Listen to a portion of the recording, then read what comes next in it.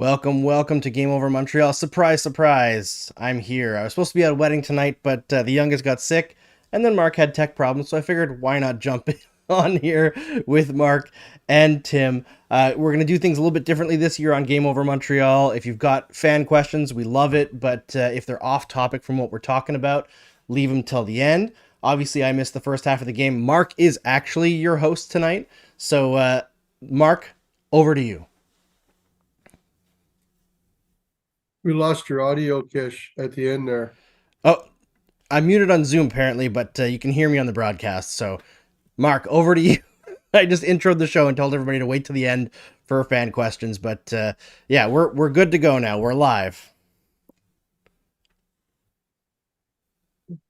We're live.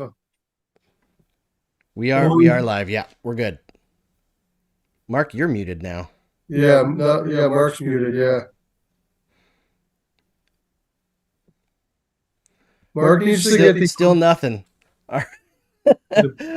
We're starting off as well as our plans did for tonight. Obviously, we wanted Tim to be able to talk to about a Kirby Dach goal, and then former Canadiens first round pick Jared Tenorti made sure that we weren't able to talk about that. How you feeling for your boy there, Tim? Oh, I think that given the opportunity, he got thrown in the bench there. We saw that, but yeah, I got the opportunity to work with Jared as well when during his draft year here, and one of the things I know that Jared can do really well is he can dance. He's a good dancer.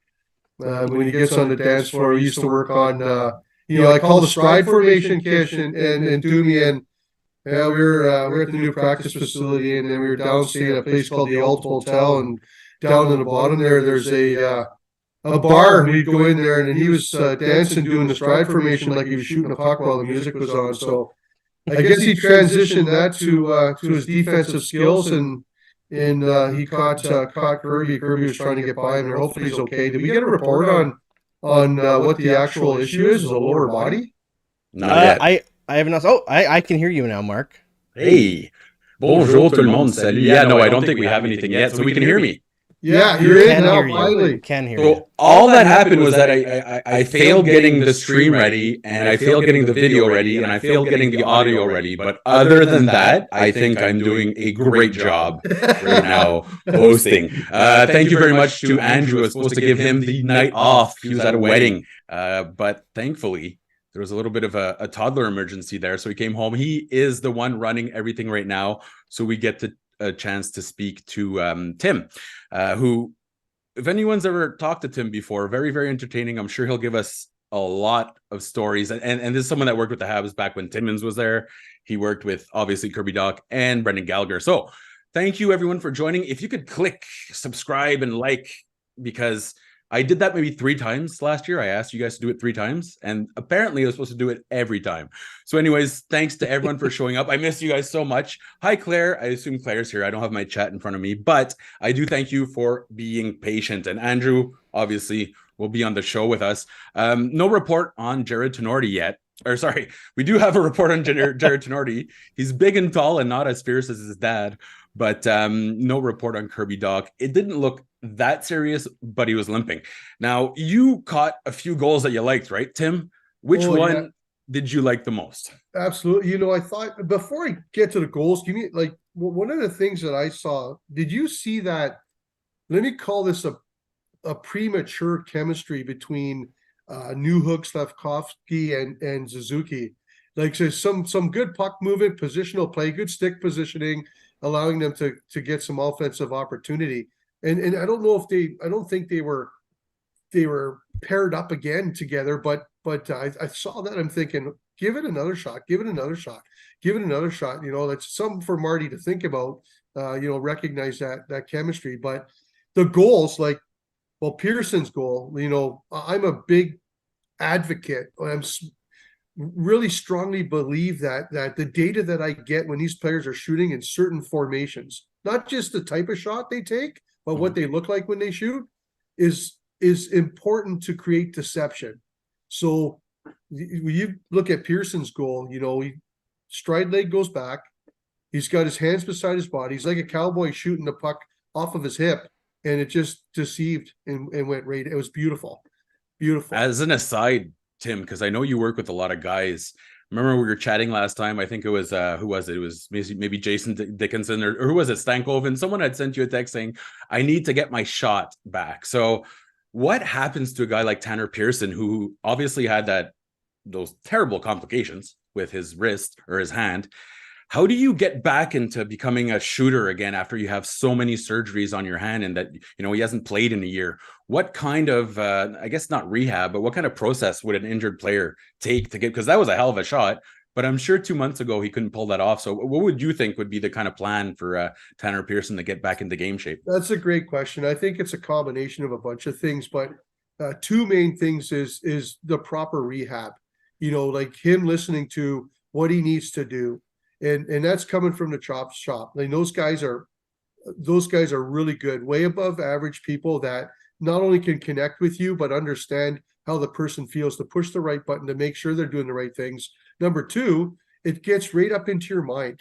So when players have a really good mindset in their recovery, then they're gonna take more chances and not let that back part of their mind interrupt the feeling that they have, because if they're fully recovered, even though they know it's happened, they're still going to apply themselves to 100%. And that was evident in Pearson's goal tonight. He didn't look like he was injured at all ever, and that's what But then again, there's adrenaline going, there's stress levels, and those guys, when they start to elevate their tension, that's when they create power.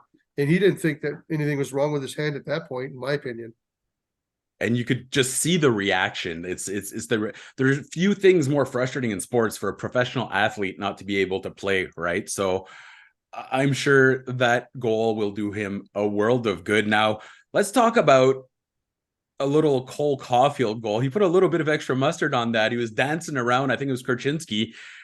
Explain to me how Cole Caulfield can pull that off, Tim, because in my opinion, he kind of sold the shot there and froze the defenseman a little bit, but you're the pro. So how do you think Cole Caulfield gets away with those little dipsy doodles? Is it because he's really known as a great shooter and everyone anticipates it?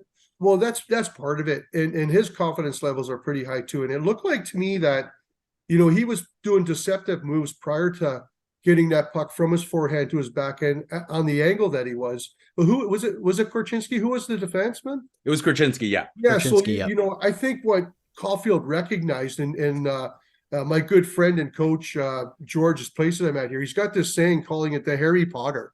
When the D's doing the Harry Potter with their stick and it's really active like this, and the forwards get a chance to recognize that the stick is super active, then they can make the puck go in different directions in the opposite direction that the stick is going.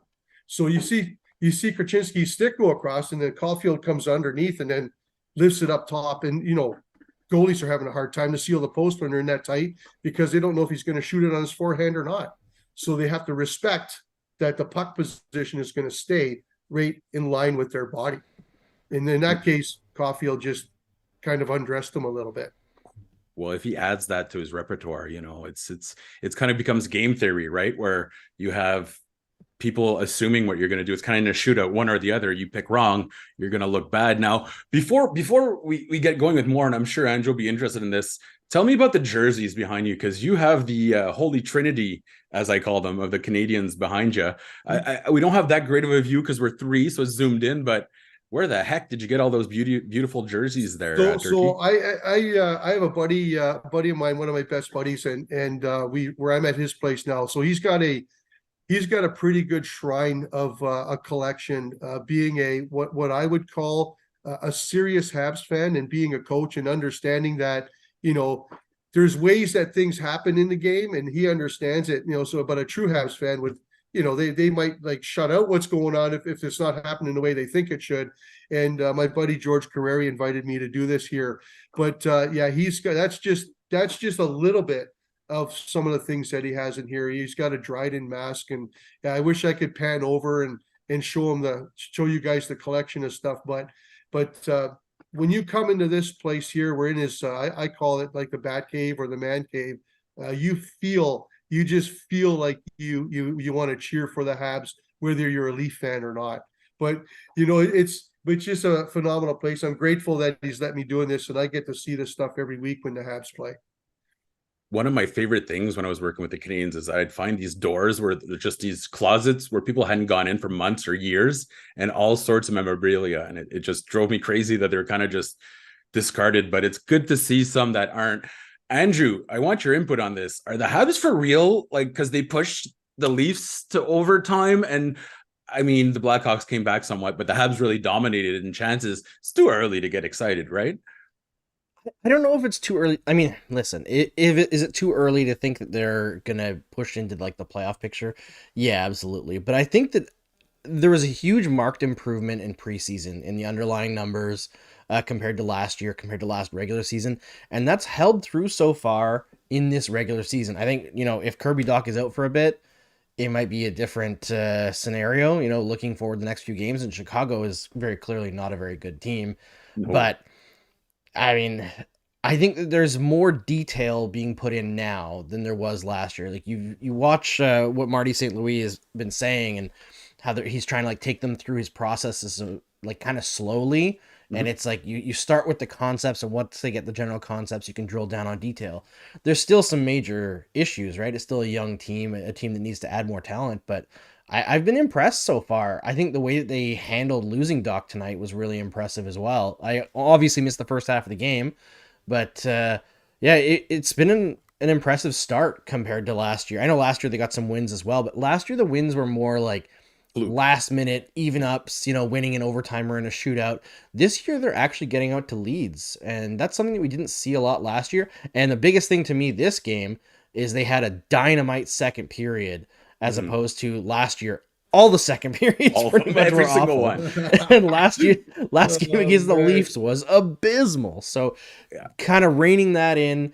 At the end there, I was worried that they were going to blow this one as well. It felt like a blown lead, right? Like it was going to happen. Did. Yeah, it did. But they held on. 3-goal. I don't know, man. It's just it's like a curse. You get 3 goals, you got to be prepared and do something. But I want to rewind it back a little bit, back to Caulfield's goal, and ask you guys a question and a listener. Did you not see a little bit of in that actual type of movement that he did? Did you not see any Marty St. Louis in there? Like yeah, that undersized guy with the longer stick getting into that area tight and being able to control the puck that close to his body very well with his head up and being able to observe. I made a comment right after the goal. I'm going, that's Marty St. Louis. That's a little bit of Marty. That's Marty St. Louis Jr.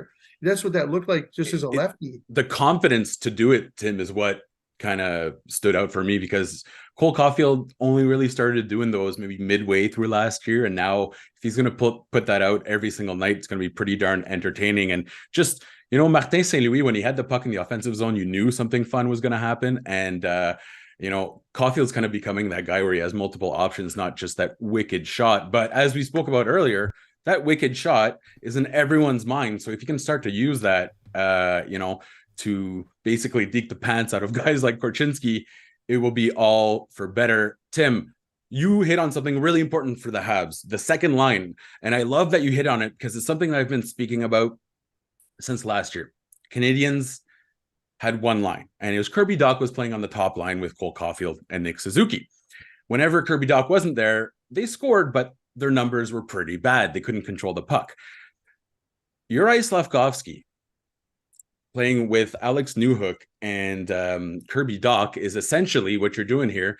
Did anyone play that old Nintendo game where you pick 4 guys? You go 2 fat guys, 2 medium, 1 skinny. Well, you got 2 big and 1 small there, and it's working out quite well.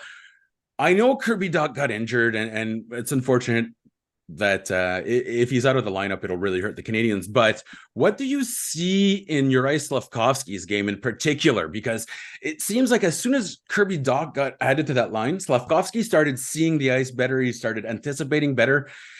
How does Kirby Dach make everyone better? Like so far, he's been basically like what Gallagher used to do. He's on a line, it's dominant.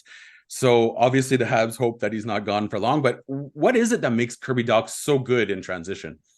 Well, I think there's 2 things. Like one, like you bring up his ability to move laterally and see more peripherally. Like it was some players, what they'll do is they'll keep their head up and they'll move their eyes, which is okay. And then other players will swivel. There's a saying like, hey guys, get your head on the swivel, because that opens up your peripheral vision a lot more. So you can see his head movement is moving around a lot better from side to side. It creates more observation, elevates his threat options. And it's the same thing. To me, it's the same thing. Those bigger bodies, guys need to start moving laterally better. So where do they get that from? Off ice. And so they're committed to the off ice. They make it, like we talked last time, there's a lot of routine stuff going on, but if you really want to be good, you got to turn any of your routines into rituals to be able to do that. So he's going to be successful. I think you can, it was to me after he got injured, and then it became like a line juggle and who was out there, and things were really well. Like the first 7 minutes of the game, there were 6 shots. They got 6 shots in the first 7 minutes. That doesn't happen too often. So it's kind of that to me is a trigger. That's a trigger of good things to come. If you have that many shots on net, that's like every other shift, we're getting a shot on goal. That's going to create success. Yeah, and we're seeing particularly Raphaël Harvey-Pinard. What a little firecracker that one. I think he only got 1 assist, maybe possibly 2, but I mean, he was, in my opinion, probably the best player tonight. With that active stick, that anticipation, just creating scoring chances. There's so much value to a guy like that who's making whatever 1-point-something million, fulfilling great minutes. And that's really, when you combine him with someone like Sean Monahan, who he's a lot like Kirby Dach, maybe not as talented, but I feel like his field of vision, his anticipation, his awareness is right up there with Kirby Dach. And we're seeing it's these transition guys like Monahan and Dach that are making things better. So let's talk about Kirby just a little bit more. Again, they're going to be reevaluated tomorrow. And if you have any questions for Tim, who he's worked with everyone in the NHL. So if you have a question, it doesn't have to be a serious one. Go ahead and drop that in the chat, and we'll get to it in the last segment.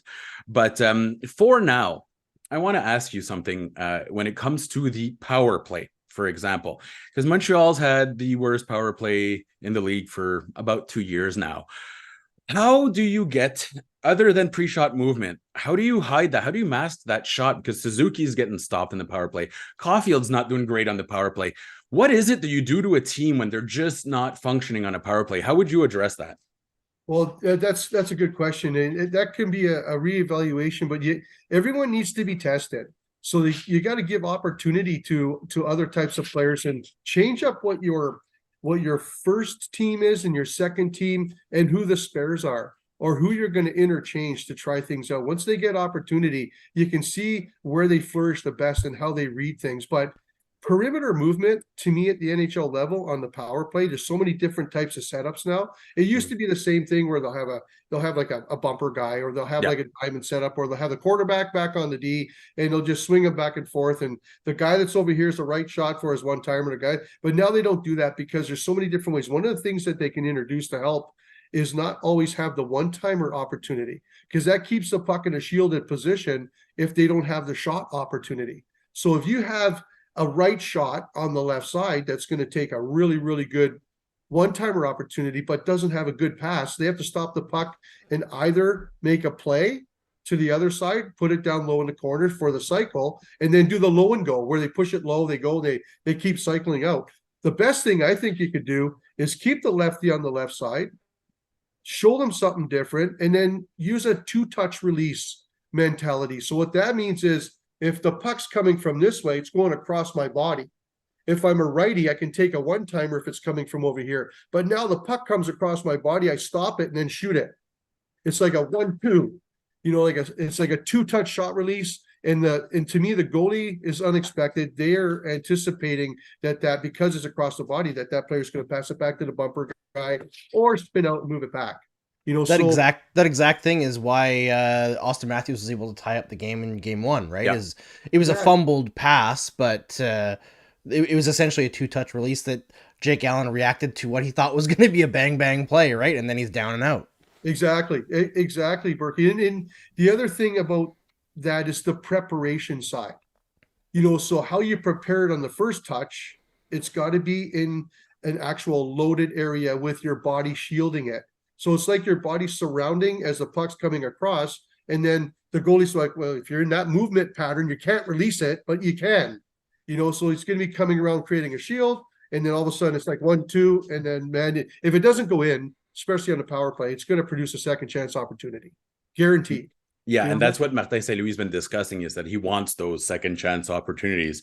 Okay, there was a fun, for those that are just joining us, we are with Tim Turk. He is a shooting coach extraordinaire, known around the NHL. He's worked with everybody. So if you have any questions for Tim, you can drop those in the chat, and we're going to get to them at the last segment. Now, I want to know, Tim, because you've dealt with a lot of hockey players. Who does Arbor Jacki make you think of? Because holy fuck, this is one of the most entertaining players I've ever seen. Tonight, he dropped Perry with a, wow. I mean, Perry dropped himself a little bit, but they got into it. He had that fight with Reeves the other night. He might have had the loudest cheer today from the Montreal Canadiens during his introduction.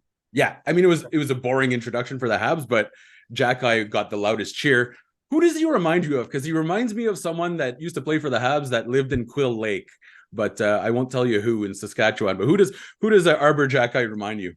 Well, you know what, and I'm such a believer that I try not to model or think of who this player plays like, and I would stress that any young player that's out there who's aspiring to be somebody, that's okay, and it's really good to aspire to be somebody.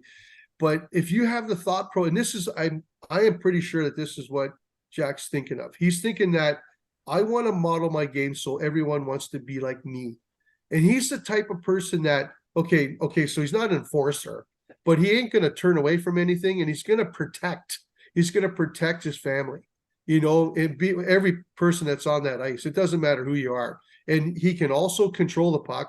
He can skate with it laterally. His backward skating is very stable. So his backwards lateral skating, one push and he's from the dots to the right to the wall. And that's lateral. I'm not talking going a 45-degree angle. So he's cutting guys off, and he's not turning around. He's not turning around after the puck goes by them. He's like, okay, I have confidence that people behind me are going to get that. I got to watch this play right here, because that's the person who's the biggest threat. So his ability to choose things, I don't know if I can't find someone off the top of my head that I could compare him to. Like, who were you thinking? Lyle Odeline, but better. Well, there's a big guy that's a teddy bear, teddy bear size, like Grizzly style. Yeah.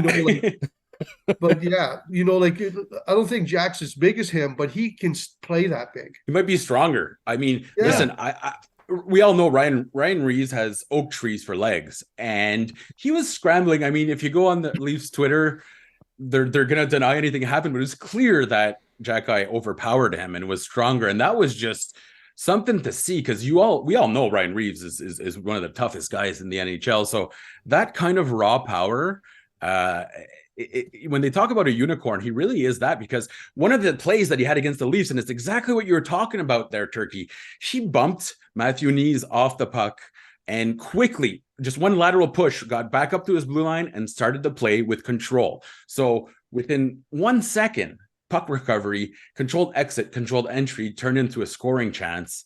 To me, that shows, obviously, it's not just the anticipation, but he can be a lot more useful than just banging, I was going to say banging dudes, to be hitting guys along the boards and whatnot. He's turning into, a unicorn for the Montreal Canadiens. Like, I can't think of a guy in history that had that combination, but I do love what you're saying here. He wants to be himself. And that is probably the best way to describe Arbor Jacki, is he's the ultimate individual. And I think it's rubbing off, Andrew? Like, you didn't see it this morning or first period, but Josh Anderson came running to the defense of Cole Caulfield after an ugly hit. It feels like the Habs are a pretty tight-knit group right now, eh? Yeah. You see Marty St. Louis talking about the culture, and I know it's a buzzword in hockey all the time, right? Everybody's always talking about the culture, but I think to have a positive culture on a team that is, until who knows how long from now, built to lose, essentially. They're not built to make the playoffs at this point. To have that positivity stay in the dressing room, they have to be tight knit, right? Yeah. It's really incredible to see. You know what really impresses me about Jacki, and I'm gonna do a little story time for a second here. I've been boxing for the last year or so at local gym H2O MMA, and my trainer Kevin Land I like to pick his brain, right? Because like I don't know a ton about boxing, although I find it super interesting the technicalities of it, right? And he was telling me stories a few months ago, and he was saying like most people, even strong people, don't know how to punch properly. But then there are some guys who are just not natural, like not unnatural in terms of drugs or anything, but just like not a normal human being, and that they do a terrible punch, just like a bop on the head, and they'll just knock a guy out. They It's just have Nate that Diaz. Nate yeah, Diaz boxes like that. superhuman, yeah, like that superhuman strength that they don't need to be technical, right? But I think Jacques has a little bit of that, or maybe a lot of bit of that, with the way he overpowered Reeves. But what impresses me about him is that he's not sitting on his laurels having that natural ability. You see the skating that we're talking about, right? That's not something that you just can go out and do. You have to work hard to do that. He's strong, but you listen to like Stu Cowan talking about like after the game while people are doing like their press availability. So he's out there with a 50-pound weight on his back doing push-ups in the hallway. Like the guy is a workhorse on top of being naturally incredibly strong. And I just have a lot of respect for a guy who can maintain that level of focus and dedication, even if when things can come easy to him.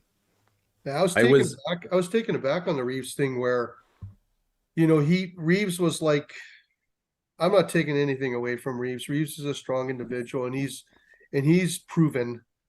He's a proven player at what he does. And when he got overpowered like that, and he felt it, and it was in front of everybody, that was his way of saying, you know what, I don't like getting jumped from behind.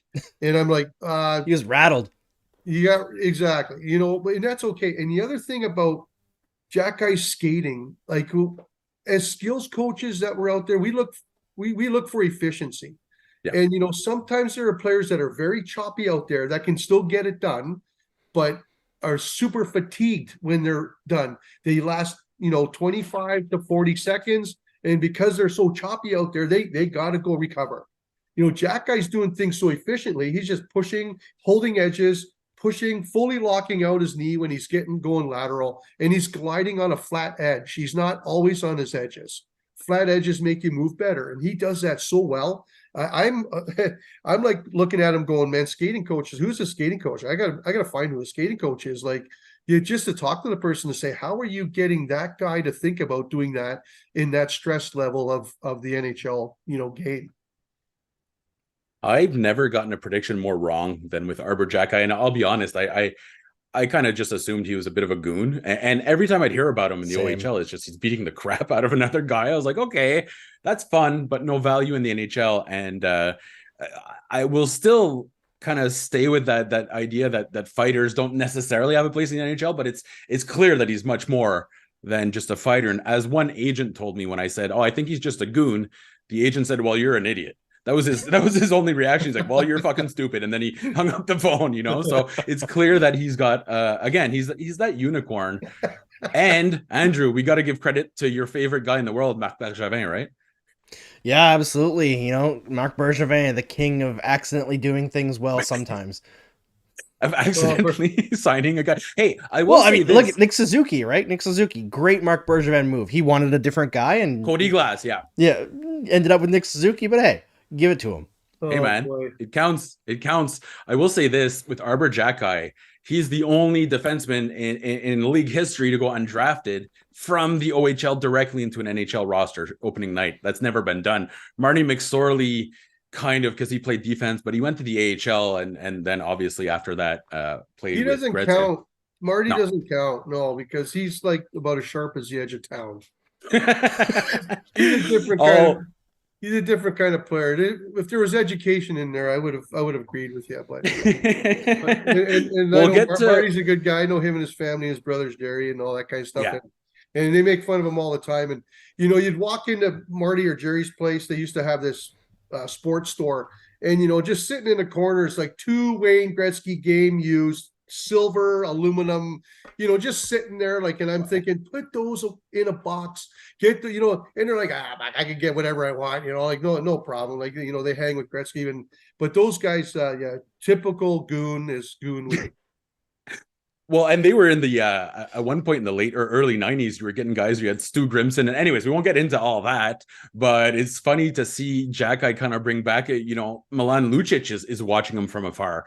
He's keeping tabs on him. All the fighters in the league. And as you mentioned there, I think Reeves recognized that, maybe my reign is over now.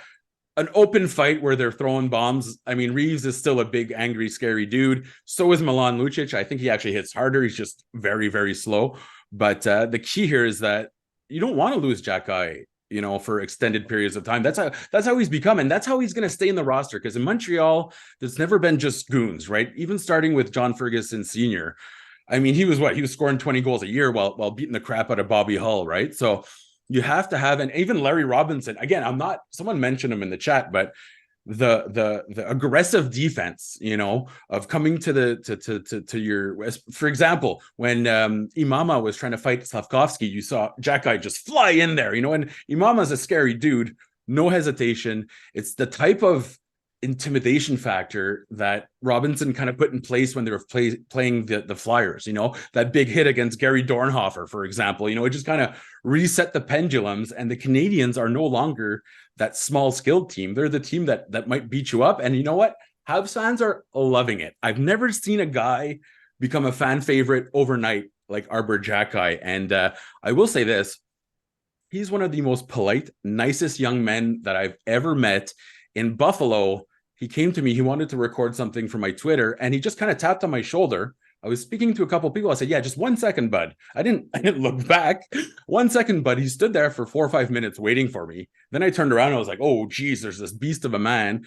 Anyways, just goes to show, very, very humble. And for a guy that can lift a minivan over his head, Arbor Xhekaj is just the big, softy, a big softy that I think nobody would like to fight.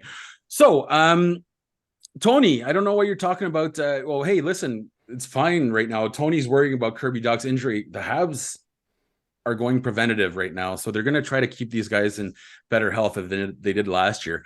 I wouldn't worry too much about the knee itself. It didn't seem like he was walking off on his own, right? So he's going to be held out, I'm sure, possibly another game. But we talked about that at one point this summer, Turkey. Dach wanted to stay healthy, right? That was a big issue with him. That was what was on his mind, right? Yeah, he worked extra. He worked extra to not to trim up, but just to add some more agility to him. Like to be quicker. And one of the things that I ask the players to do is I call it quick twitch muscle fibers.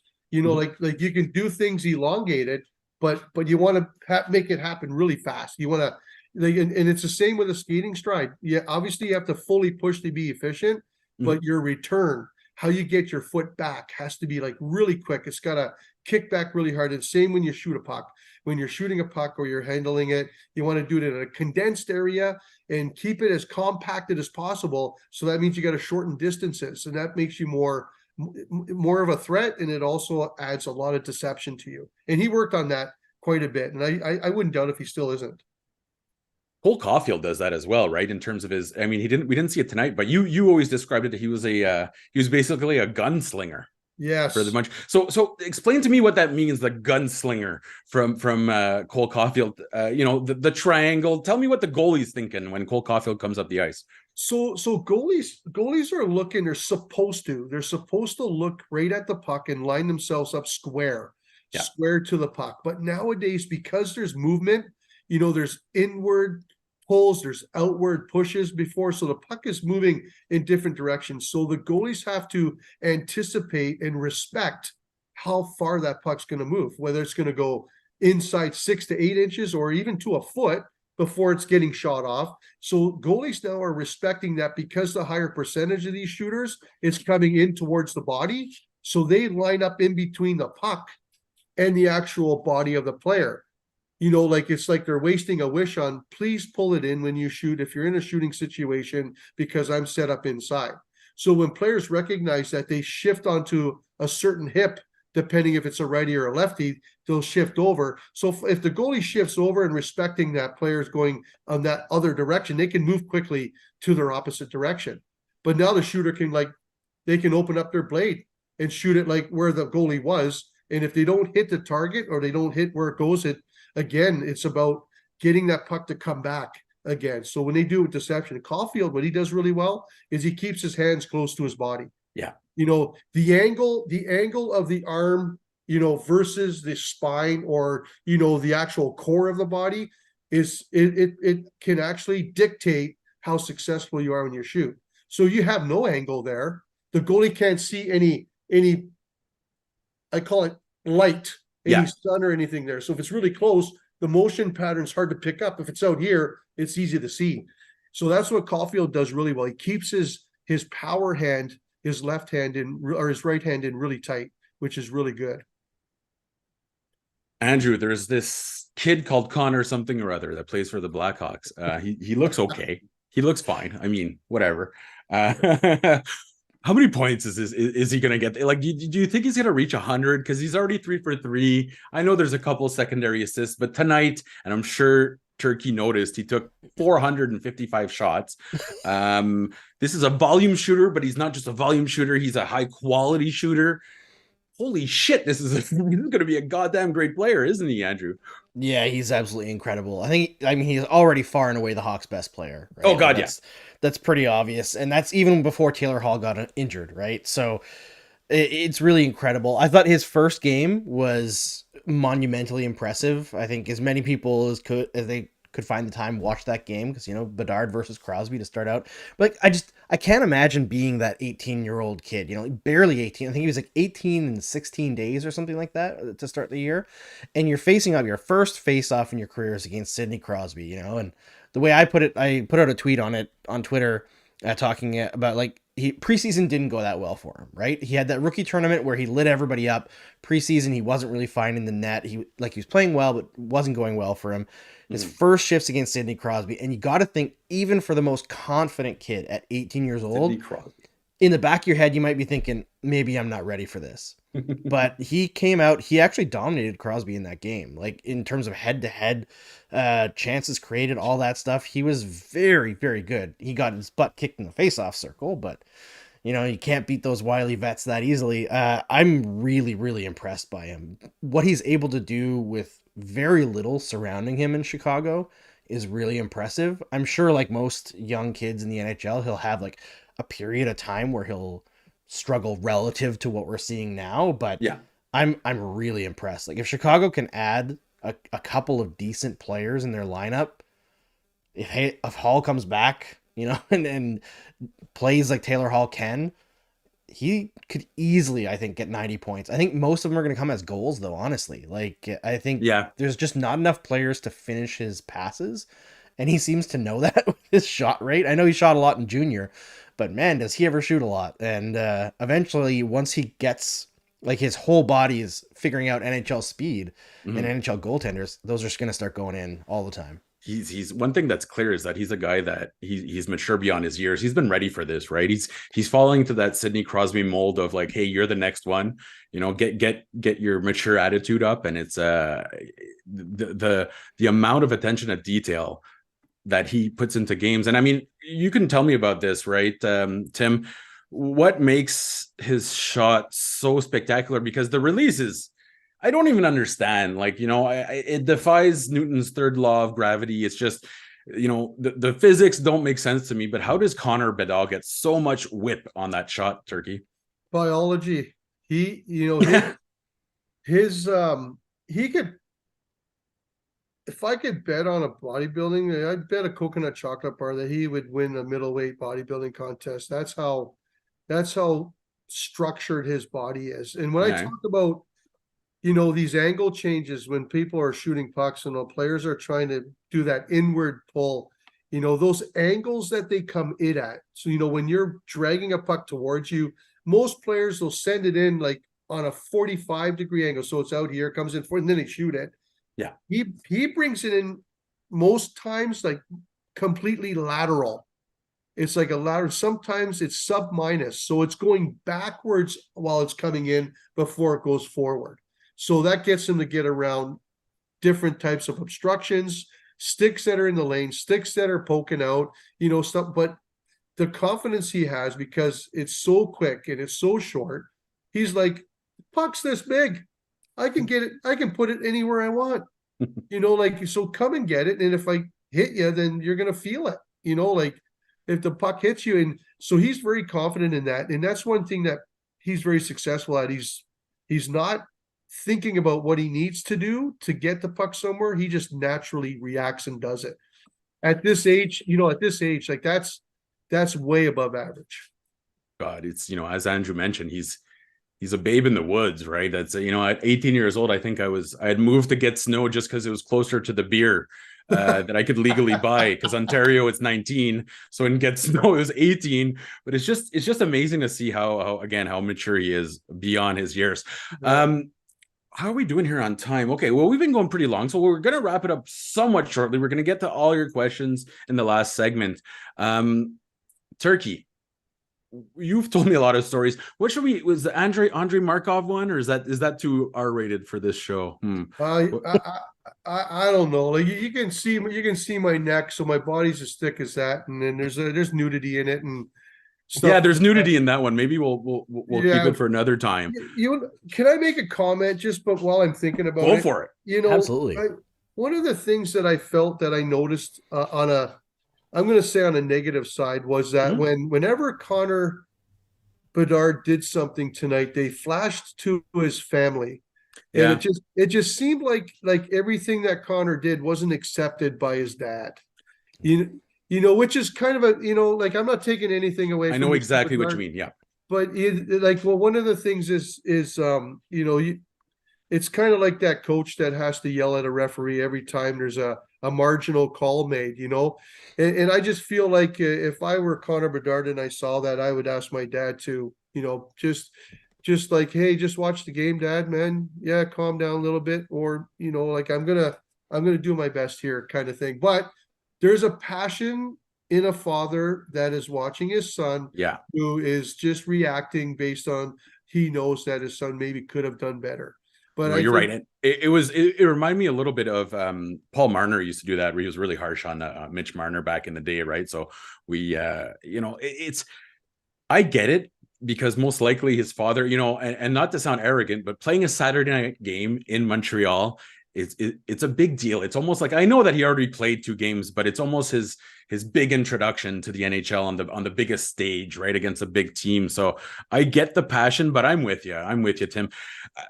I can't say I know exactly how he's feeling, but I like the positive reinforcement. In that case, we probably shouldn't have been seeing him on the we don't need footage of them. If he scores, you go to them, but if not, you let them be. Yeah. Jean Small. Okay, yeah, we'll get into the questions a little bit, but yeah, if anyone's going to compliment Kovacevic, I'm down for it, because Kovacevic is quickly becoming. You know how I like, Andrew, those number 5-6 guys that play better. But he's been he's been the best right-handed defenseman since he joined the team, hasn't he? Easily. I mean, not to be negative, because it's game 2, but David Savard. Yeah, I knew it. I think he's done. Like, the guy, like, he can't play anymore, and somebody's got to speak to the coaching staff. And I know that he's a great guy in the room, great guy out of the room. Like, great dude, the dad of the team. But they've also got to talk to the coaching staff and say, this guy can't be playing 20 plus minutes a night. No. Both games so far, he has been atrocious. Like, I'm trying to be as kind as I can. That's how bad it's looked. And every defenseman on this team has been better than him, and he's been getting a ton of ice time. And I don't think that's going to last much longer. But yeah, I'm huge on the Kovacevic Gouli pairing. I like Harris and Xhekaj together too. Oh, yeah. Last year, I didn't think they played that well together, but Harris and Xhekaj so far, not bad. Yeah.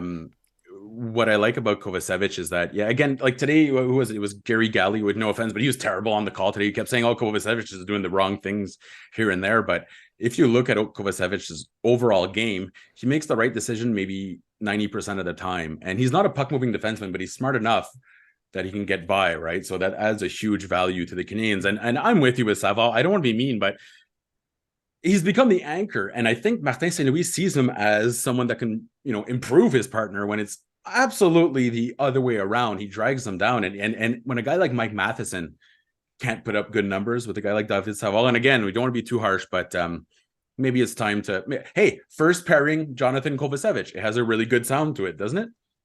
Yeah, I mean, I wouldn't be against Goulet and Kovacevic just being the first pairing. Sure. Matheson might still have the most ice time, but I like those guys. They're developing quickly. They have some good chemistry. Savard also, we should say, it's not his fault, right? He's not the guy Oh, pounding the he's not table. being put in the right situation. Yeah, and tonight defending that 1 goal lead or 2 goal leads at the start, I'm pretty sure Savard played the last like 2 straight minutes of the game, and I don't understand that at all. That's just a weird choice. He never played top pairing before, right? So this is like, it's unfair to him to kind of thrust him into that situation. And yeah, so someone mentions here Orphanizer is a +5. Yeah, absolutely. He's been on the ice for goals, but like when he's on the ice, the issue is that his team gets outshot and outchanced by like a lot, right? So it's not, again, as Andrew mentions, it's not his fault that he's playing on the top line. Like this is kind of a David Desharnais situation, except for Desharnais put up pretty good points, right? So I don't know if Goulet's maybe ready 100% to go back in those top line minutes, but it'll be interesting to see how they use Savard going forward. Yeah, okay. So and Denis mentions he hasn't been terrible. Hey, listen, in the situation he's in, he's doing as well as he can, is the way I would put it, right? Like it's asking way too much from David Savard to play top line minutes. It's just, he's never done that before showing up to Montreal. He's always been a good depth guy, a number 4 in a pinch. And now he's playing top line minutes. Okay, so get your questions ready for Tim. Tim, real quick, who's your favorite guy to work with ever in the NHL? Brendan Gallagher. Yeah? Very simple. Yeah, he's great from the start. Like he was to me, he's one of the best examples of work ethic and projection. I can't remember the exact projection, but I think his projection was to maybe a third, second line winger at the American Hockey League level, way back as a 5th round draft pick. Was it 5th or 6th? 5th. Yeah, 5th. 5th round draft pick, and then he just defied the odds. And then, getting the opportunity to, after he was proven and speak to him and say, like, he's not much of a communicator when it comes to, like he knows that he's undersized and everything's about, well, look at the size of you. Tell us how you made the NHL. How did you get to the NHL? Like, what, and he's like, he doesn't want to talk about himself and his work ethic, but his work ethic and his willingness to improve every day and want to is a ritual. And I think he's stronger than Jack. I still to this day. Pound for pound? Well, I think so. Like higher bench press, higher squat. He just, that's his thing. His thing is to be super strong because he knows the style of game he plays and the location where he is. He's gonna take a beating and hopefully give it out. Oh, we got a great question here for Tim. Our loyal viewer Trizak says, Tim, in hockey, would his nickname be Trizzy or Zachy? Trizzy. I don't know, man. Like I've been known to, like, hockey's the best sport because it's all about nicknames, right? And I don't know. I'd probably want to go out and make one of my own for him, but I think those are two pretty good ones right there. I miss the days of nicknames like Old Joe McCallahan or like the Shikutsimi Cucumber, stuff like that, or Boom Boom and stuff like that. I think we need to bring back in an era of awesome nicknames because the worst part is my hockey nickname, what everyone calls me, is Doomy, which is really close to dummy, like really close, which might be accurate, but I don't want it. I just don't want it, So you would be Berkey, Andrew. I'm pretty sure you probably. Yeah. I feel like Jacques is holding like half of the good nicknames in the entire NHL. I still think the Sheriff is. I hate Wi-Fi. It's a terrible nickname. Yeah, I don't like Wi-Fi either. But the Sheriff, now that is something that when you see he's on the ice, he kind of, again, go back to the Larry Robinson thing. I'm not talking skill, but his presence on the ice is kind of like, you're going Wild Wild West and Tombstone there, guys will try something, but the Sheriff will My be favorite is right the Jacques Hammer. That's pretty good. Jacques Hammer? Jacques Hammer, yeah. Oh, jeez, man. Okay. I remember one time during a development camp way back, and we were at Broussard, and Serge Boisvert was on the ice with us. He's like a scout at the time. Yeah. And it's funny because back then, being able to sit in on scouting meetings and hear how these guys would fight for their guy. I found this guy, and this is why we need to take this guy. And Serge Boisvert was the most passionate person about, I think back then he covered the Maritimes and out east in that area. So anyways, all of a sudden he comes on the ice. He's on the ice. He's on the ice with us. And I'm like, during my session, like I'm doing a shooting session and we have small groups, and you'd have a group of forwards and then another group of forwards, and 2 groups of D back to back, just doing all kinds of drills. So one time I'm standing in the corner, and he comes over because the drill, we needed to be there or we were getting hit with a fucking puck. So I'm like, let's go to a safe area. Get in the corner over here. So he comes in the corner, he's like standing there like this, and he goes, Turkey. I go, what? Oh, I got to get out of here. I go, what are you talking about? You're going to get hurt. He goes, I never went in the corners when I played. So I feel weird in here. I got to get the fuck out of here. he's like, I'm in the corner. I never went here when I played. So why would I stay here now? Because, and I'm like, oh, Jesus. Like, wait. But that was Serge. Was Michel Therrien there smoking on the bench or what? Oh, geez. Then you know what? Like, after the first period intermission, guys would fight to get as far away to the end of the bench as possible, getting back on the. So, yeah, it's like, man, here I am, an elite athlete making $7.2 million, and I got to breathe secondhand smoke before I get on my shift. Right. Yeah. Brutal. That's I always laugh because the story was when he got replaced, they had to bring in the paint crew overnight to literally just strip it all and paint it back up because his office stunk so much. Just full of nicotine. Poor Claude Julien twice. Yeah. Twice he came in.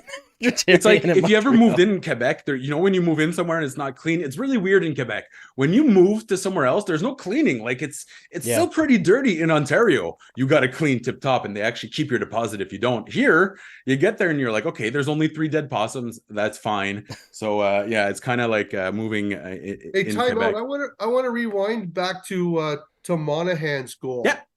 Yeah. To me, like when Pearson did that same formation and Monahan did that formation as well, like you can see that he didn't pause, he didn't break stride when he took that, and he was in the stride formation. His legs go, and I'm like, holy crap. I'm like, but earlier in the game, did you see him making time and space up and down the wall? Monahan? Yeah, like he was shielding great at it. Not just with 2 hands on the stick. Most guys will like lead with 1 hand, and he kept it close to his body and allowed him to keep possession of the puck. And I think that's why he got rewarded with that goal, with no stress and down on the partial. Sean Monahan will be very important as well if Kirby Dach's out for any amount of time, because he's the guy that does that as well, right? So I love that you hit on that, how much time and space he creates for guys. And if the Canadiens could find a third player that creates time and space, throw him on the first line, kind of like how Kirby Dach was there, things would be good.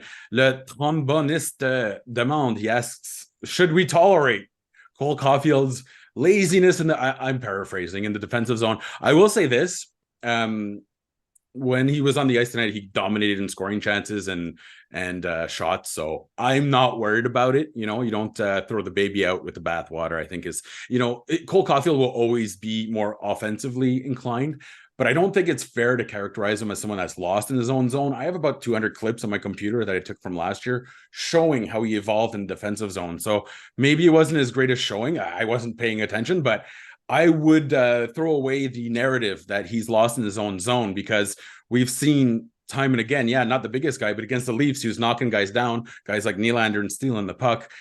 His effort in the defensive zone has been much, much better. He's never going to be a Selke Trophy guy, but I wouldn't get too worried about Cole Caulfield's defensive acumen. But would you agree and disagree that he's bumping a lot more? He's engaging a lot more. He wants to show people. Yeah. Very good. I feel like we also, I don't know how you feel about it, Tim, but I feel like when you're talking about like defensive, especially for a winger, like you're talking about defensive responsibilities, we also have to like account for what the role is on the team, right? So Cole Caulfield and that line in particular, there's a lot of pressure on them to produce offensively, right? They're the kind of the engine of the team. There seems to be better this year. There's a little bit more scoring depth. Newhook looks really good. Slav looks really good this year. If Dach comes back healthy, that helps Sean Monahan too. But because that line is so relied on offensively, I think it makes more sense that Caulfield is more ready to fly the zone. He's the outlet option, yeah. Exactly, right? Like they want to get him out on a breakaway. They want to get him at speed, catch defenders flat-footed. So sometimes he'll fly the zone early, and that can kind of look like he's abandoning his responsibilities, but it's kind of by design. Yeah, That it's makes sense. premature. It's okay to be premature, and like, I think that's a great point where if they're creating separation prematurely, but there's a change of possession, you just got to recover, and it's just Yeah. taking them a little bit more time to recover back, and instead of doing the big circle recovery, stop and start, and that's, to me, that's somewhat of a simplistic way of saying do stops and starts. Don't do the Phil Kessel out there, and like get back to your position as quick as possible. And that's what's going to happen. He's going to elevate to that, and that'll create more offense for them for sure. So Poor to Phil do the catching Phil strays. Kessel, you mean win multiple Stanley Cups, right? Is that yeah. While you're eating hot dogs and skating around circles. Phil Kessel's the guy that we all had that in class. It was me, where he'd be asleep and the teacher would try to get him to ask him a question, but he'd wake up and answer it perfectly. You know what I mean? Like he's that guy that's just naturally gifted, and I love everything about Phil Kessel. We have a question here. Oh yeah, Claire. Hey, Claire makes a really good point here. You hit on it. Clearly, Caulfield wanted to put a lot more strength in his shoulder, and he's been working all summer to get stronger. Like that was really his priority. So he's not just hitting more; it's having more of an effect, right? You're seeing that small guy push some guys around, and that's pretty fun to see. Now, as a shooting coach, I don't know, have you had a chance to watch Juraj Slafkovsky shoot yet, Tim? No, not detailed, not to be surgeon like with him, but I can see that he had one shot release in the form of a pass, and I mean, like he's got he's got a downward trajectory when he's pushing, so that's good. But I haven't had a chance to see him or analyze his shot release. Okay, well, one of the things is that he's slow to release. Once he actually gets a shot off, it's really good. But how does a player kind of get over that? Because it's half a second. That's the difference between the NHL and any other league. It's half a second, but losing that half a second is brutal for a guy like Slafkovsky. He can't necessarily get a shot off. He's having a really good start of the season, so we don't want to pile on. But what would you suggest to players that are having a hard time getting their shot off? That's when they're loading and preloading or setting and resetting, depending on the option. They're taking the puck a little bit back behind them. Mhm. So that what that means is when the puck's going back as they're going forward, whether it's lateral or not, it's going away from the target. So it's taking a little bit more time for them to get it back up to where it needs to be, where it's being released. So I would suggest to them, like, try not to load or overload, keep it in a frontal position, and then change your release style. Instead of having a silent old wrister, you can maybe have a white ice or a unloaded snapshot where it's a little bit quicker, and then you're just jumping into the puck, whether you're in a stride formation or single leg, or changing, you're changing or delaying the timing of it. But if the puck's in a frontal position and it's not being loaded, then it gets to the target quicker. With a guy who's as strong as Slafkovsky, that like unloaded snap should eventually become pretty dangerous. You would think, right? You have like more, yeah. Berkey, and the thing about an unloaded Berkey, yeah, see, there it is. You know what I mean? Like, you know what I mean? Like, you're loading. So here's the puck. You're loading your blade away from the puck, and like, if you have vision on the puck, your head's up.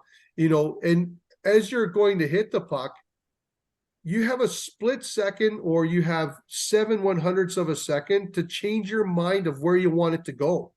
So you can change the angle of your blade just by using your wrist. You shoot it away from your body, across your body, while you're going to take that snapshot. And then as you impact it, you can use your wrists to change the trajectory and the actual direction.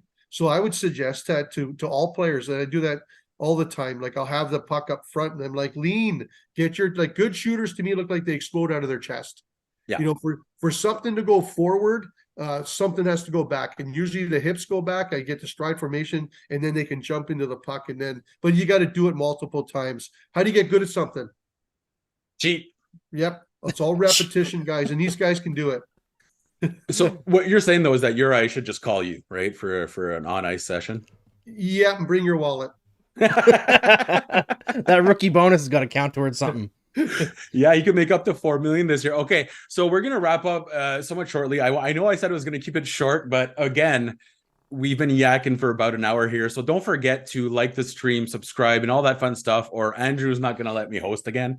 I'll give Andrew a chance to ask one question to Tim. Then we'll get a couple more questions from our guests. I do want to say though, thank you all for being here. We have a ton of people in the show, and honestly, it always blows my mind that you guys take the time to come hang out with us. Honestly, it's really, really cool, and we are beyond lucky to have a community like this, especially this year with the Habs.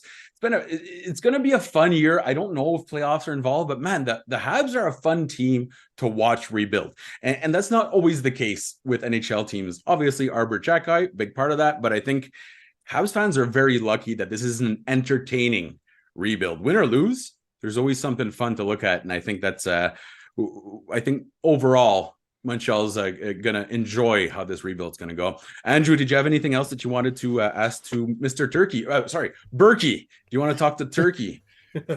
Yeah, I mean, not specifically for Tim per se, but we talked, we had an Instagram live before the season, Mark, and we were talking about guys who are most likely to be NHL ready, and obviously Emil Heineman was the last forward cut from camp, and if you don't count Armia. But 2 games in for Laval, 2 losses, unfortunately, but 4 points, 2 goals, 2 assists for Joshua Roy. My pick for most NHL ready forward call-up. Sniper Beauceron. How great is that for a start for him in the AHL? And you know, we look at the Habs, and he's really, there's not a ton of high-end talent offensively, but Joshua Roy is a guy that I always say that when he played in junior in St. John, he couldn't identify his own goalie in a police lineup. You know, like he didn't just not play defense. He just didn't even go in his own damn zone, right? And this is a guy that eventually, when he got traded to the Sherbrooke, to the Phoenix, his coach essentially said to him, man, like, shit or get off the pot. You have so much talent, but you've been coasting on it. Get in the gym, work harder. And he did it, and he became a 200-foot game player, you know, during the World Juniors. When you saw Connor Bedard play with Joshua Roy was playing the important role. He was playing, you know, he was covering the defense. He was the most trusted player by the coach. And I think that says a lot. Right now, the main reason that he's going to jump into the lineup is just that. He doesn't have to be offensive or defensive only. Emil Heineman, offense only. Riley Kidney, offense only. Joshua Roy, 200-foot game. So where's his hometown? He's from Beauce. We call him the Sniper Beauceron. So he's from Beauce in Quebec. So off the Fleuve Saint-Laurent. Very nice. The only other question I had for Tim was, I mean, obviously it's pretty important, but how often do you see guys who the improvement they need to make on their shot is in their feet? Well, it's like, if I would get a percentage, I mean, the lower body formation versus this shot type, you know, we want to have variables. You know, you want to look different and take a different shot type, but you want to be able to select it. So I would say that the feet or the lower body, your hips all the way down to your feet, that could be probably between, I would say, 65 to 75% of your actual power output, your deception, like the level of deception that you have, and your stability. So your reaction time is all in your balance. So when you have good feet, or you have quick feet, or you have like non-pausing feet, like just shooting in stride, that's gonna create as much offensive opportunity as possible. That's the your success is in your lower body. You know, like your top part of your body, one hand pushes, one hand pulls, and I was like watching Bieksa talk, you know, during the because we're in Ontario here, so we have Bieksa and that crew, and he was talking about Bedard's shot, and I was a couple of times he was touching on some really cool things about, you know, the upper body motion patterns. And then in other things, I was down on one knee laughing so hard, thinking he doesn't know what the fuck he's talking about. Yeah. You know, sometimes, and half of them don't anyways. But I'm not taking anything away from, you know, their analysis and what they see as ex-players. But sometimes these players are doing things so natural with their upper body, they don't realize how important their feet are. You know, the efficiency of their feet and that support and stability. It's the foundation to everything. If you got good feet, then you're good. Look at Xhekaj skating. Look how stable he is.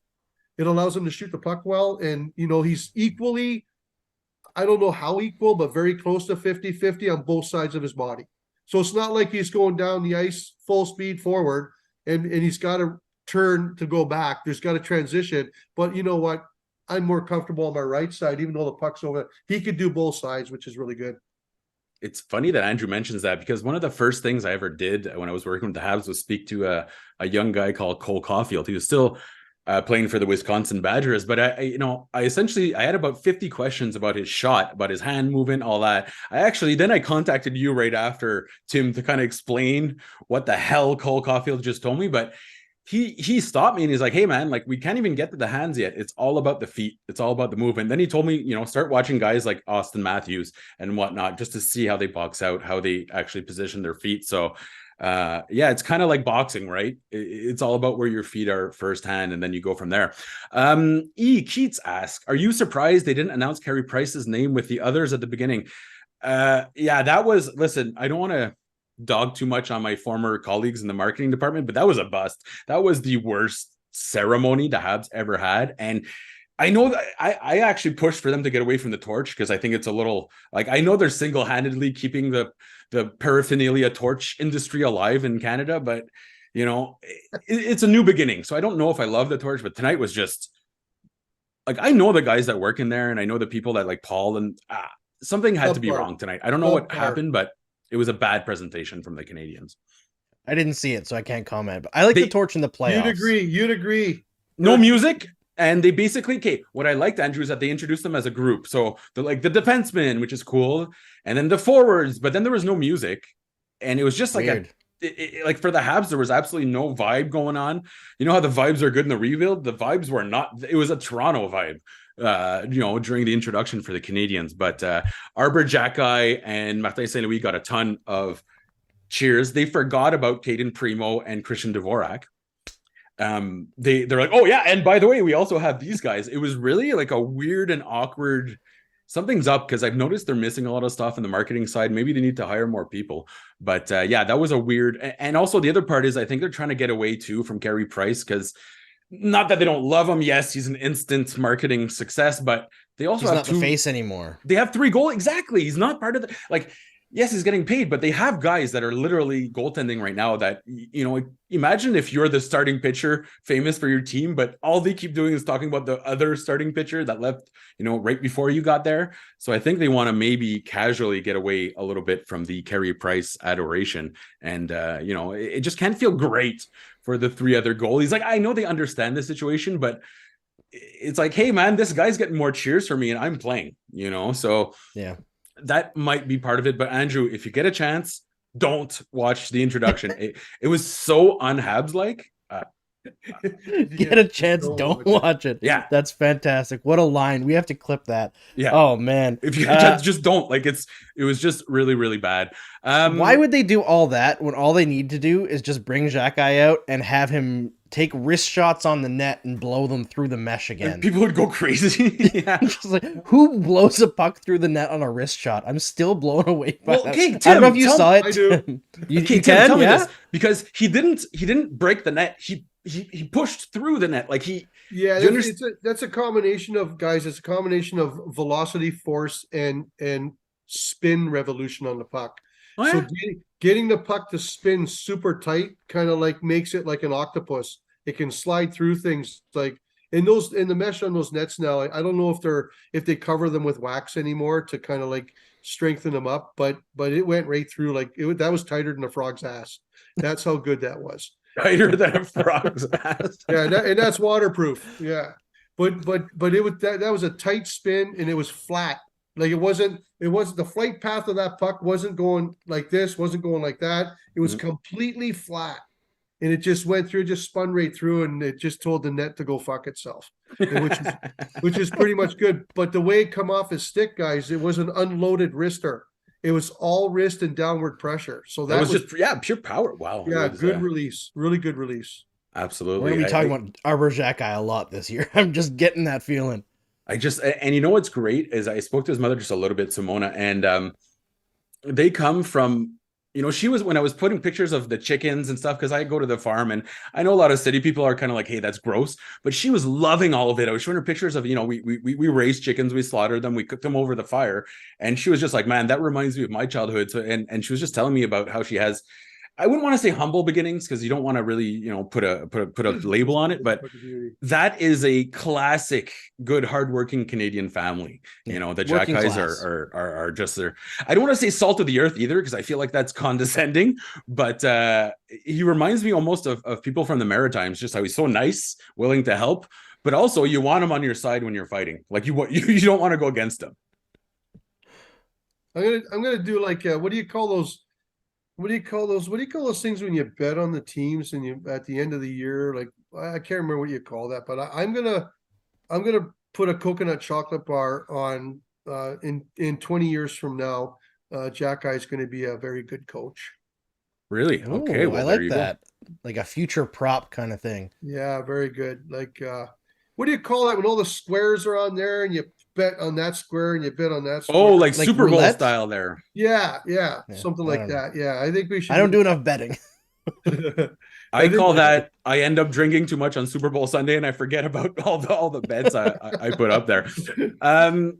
I think we're actually gonna, man, I could go on and on, but we've been on, I told you 30 minutes, Turkey. How long have we been on here? Yeah, we've kept him far longer than we should have, but you're just so great to talk to, Tim.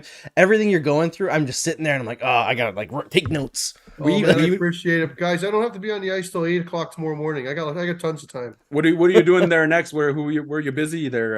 I was in Stockholm last week. I was working in Sweden, and this week I got a lot of private sessions on the weekends here, which is really cool. These young kids coming in, and that, you know, I'm going to try not to get emotional, but I do clinics on Saturdays, and I have 8-year-olds up to 15-year-olds, and I just split them up, and I have another instructor that helps me. And this one kid comes up, a super introverted kid that doesn't really communicate much, and won't look you in the eye and stuff. Mm-hmm. So my mission is to, number one, help him with his shot and help him to communicate.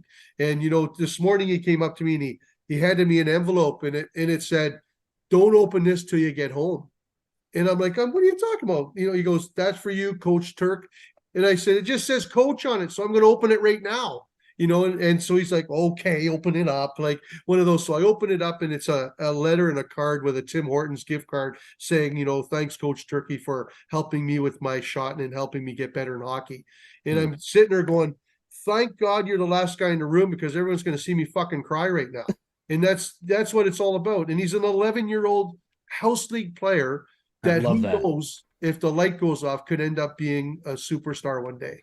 And my job is to make sure they understand it's possible. We've spoken a lot, Tim, and we didn't get to it today, but one of the most important things that you always say is to remind these guys about the fun, the love, like why they actually fell in love with the game in the first place. So to hear a story like that is just, I mean, in this whole world of professional sports, high stakes, we kind of lose track of that a little bit. It's that feeling of being on the ice and not worrying about anything else. Hockey is one of the rare times where some of these guys can just kind of be free, kind of have their mind just focused on a sport rather than what's going on in the world. So that is absolutely fantastic to hear. Thank you for, and there's more story. You know what? I think we're going to have to get you on another time, or you can become the host, because I feel like you do a pretty good job.